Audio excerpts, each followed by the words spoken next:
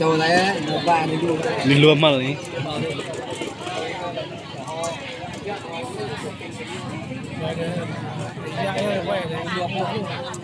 Lah deh ya. Cho ra chân. Kok kering liam mi kele kìa. Kering le le. Đấy, ya cái này mừng đây.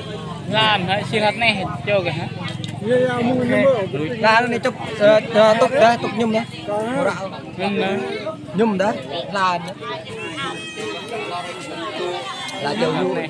Đấy, nó vui mà dư. Que buộc bọ tao bao miếng. Right. Buộc bọ tao bao. Buộc bọ tao bao. Jadi kagak ngon lah haya lah. Kok ya kau nyembih udah lah. Ya kan nyembih. Que được đi thì buộc bọ bên lề hả? Buộc xe. Tay có buộc tay cái cái đi. Tay có buộc cái giat nên kita betok enggak. Diklaim vui. Mình sang bằng hoa không nghe.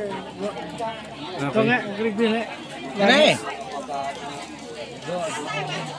Luật cái nào thuộc. Đây tôi còn tên. Ra có bị bạo.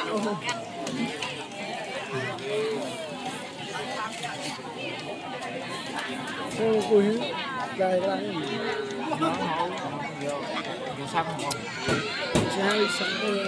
Bentar mau. Bisa kata mun. Nah, makan.